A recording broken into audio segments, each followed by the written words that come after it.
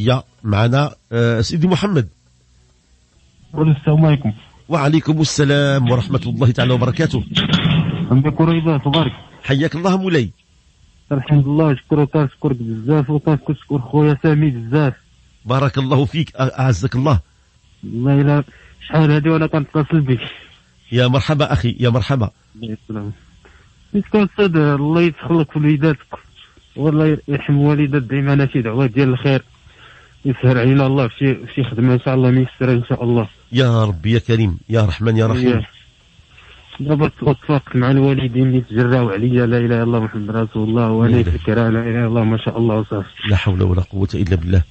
والحمد لله اللهم لك الحمد، ما مخليه ما حتىش الحمد لله. داك الشيء اللي حنا خدامين شويه هكا وشويه هكا كندير لك قسم الله، داك الشيء اللي كريت كنديروني الحمد لله كنطلع اليوم. اللهم لك الحمد يا ربي يا كريم. الله يكمل لك الرجاء، الله يكمل لك الرجاء مولاي سيدي محمد. الله يعطيك الخير والبركة يا رب.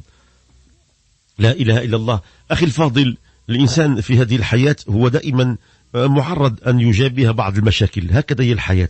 الدنيا خلقها الله تعالى يوم لك ويوم عليك، وهي مليئة بالتحديات. الدنيا مليئة بالمتاعب. ربي عز وجل خلقها هكذا، قال لك خلق الموت والحياة لاش ليبلوكم أيكم أحسن عملا. ليبلوكم بمعنى من البلاء، ليمتحنكم، والامتحان هو من المحنة.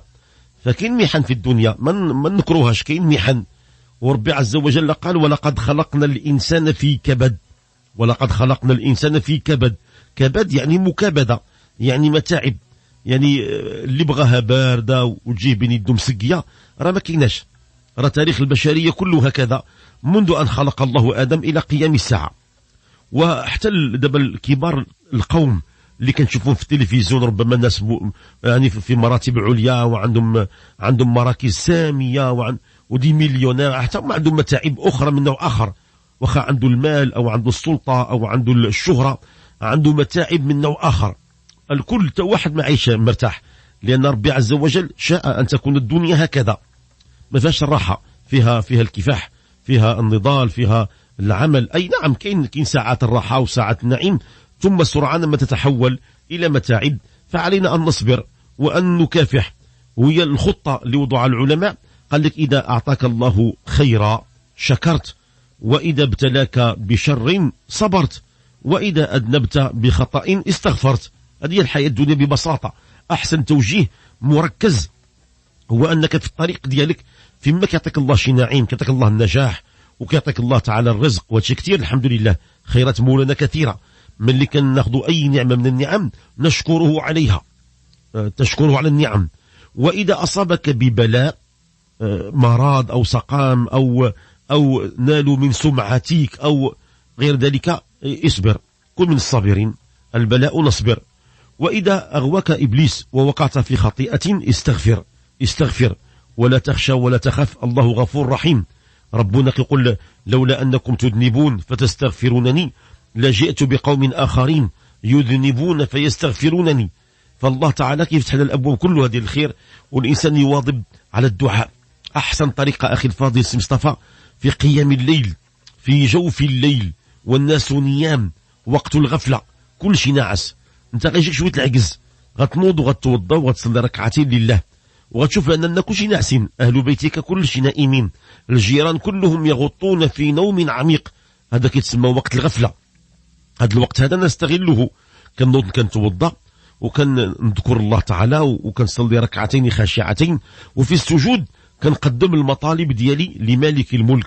اللهم يا رب إنني ضعيف فقوني، يا رب إنني مريض وسقيم فشافني، اللهم يا رب إنني فقير فاغنني، اللهم إنني مظلوم فأعزني. وهكذا كندعي الله تعالى بما شئت. وهذا أسرع طريقة للإنجاز، أسرع طريقة للإنجاز هو الدعاء. وإذا سألك عبادي عني فإني قريب أجيب دعوة الداعي إذا دعان.